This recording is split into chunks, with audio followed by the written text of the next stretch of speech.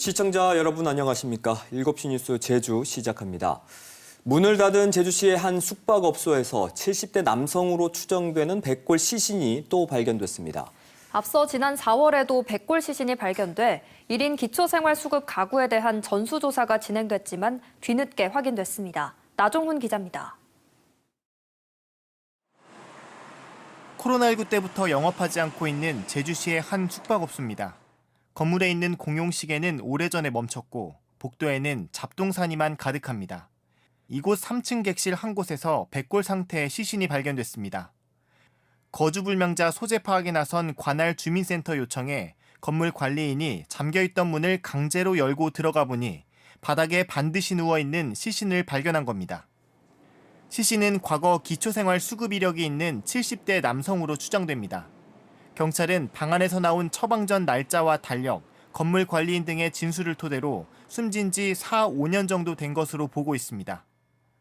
제주시 주민복지과에서 보낸 복지 등기 우편입니다. 끝내 주인에게 닿지 못한 채 봉지도 뜯겨지지 않은 채로 문 앞에 방치돼 있습니다. 앞선 지난 4월 제주시 용담동 폐업한 숙박업소에서 백골 시신이 나온 이후 1인 기초생활수급 11,000여 가구를 대상으로 거주 실태 확인 조사가 진행됐지만 이번 사례는 대상에 포함되지 않았습니다. 2020년 3월 연락 두절로 기초생활수급 대상에서 제외됐었기 때문입니다.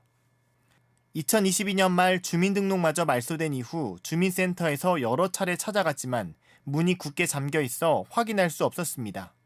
생존하지 않은 상태이신 건지 거주불명으로 계속 그 상태로 있고 하니까 저희도 혹시나 하는 마음에 거기에 살았던 적이 있으셔서 문을 열어달라고 했죠. 제주시는 경찰의 DNA 신원 확인 등을 통해 고독사한 남성의 가족 등을 찾아보는 한편 이번 사례를 계기로 여인숙 등 숙박업소를 상대로 주거 취약 복지 사각지대 조사에 나설 계획입니다. KBS 뉴스 나종훈입니다.